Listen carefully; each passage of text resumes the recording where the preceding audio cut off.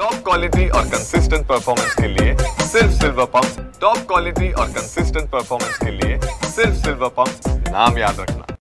ठाण्यामध्ये काल रात्री आणि सकाळपासूनच पाऊस बरसताना आपल्याला पाहायला मिळतं। आपण सध्या ठाण्यातील जकात नाका या ठिकाणी आहोत आणि या ठिकाणी पाहू शकतो सध्या तरी वातावरण पूर्णतः पावसाचं झालेलं आहे आणि ढगाळ वातावरण आणि काळोख असल्यामुळे या ठिकाणी द्रुतगती मार्गावरती वाहनं सावका धीम्या गतीने धावताना आपल्याला पाहायला मिळत आहेत।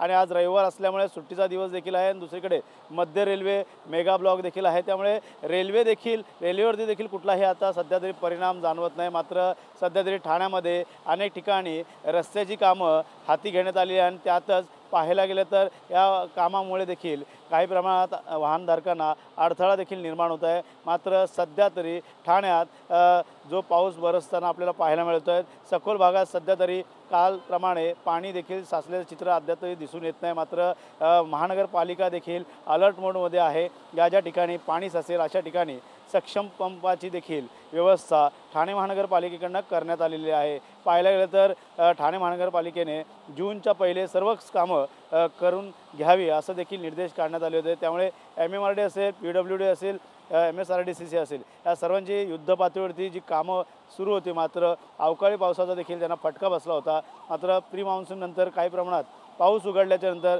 पुन्हा आता पावसाने जून महिन्यात हजेरी लावलेली आहे।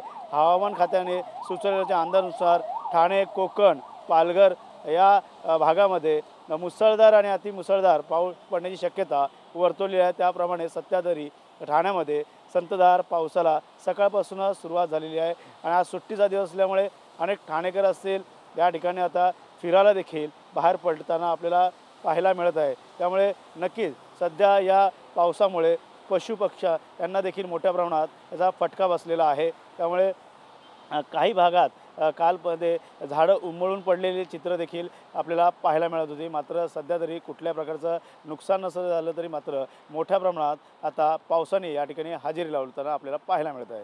कॅमेरा अथर्वसह गणेश सुराट, TV9 मराठी, ठाणे।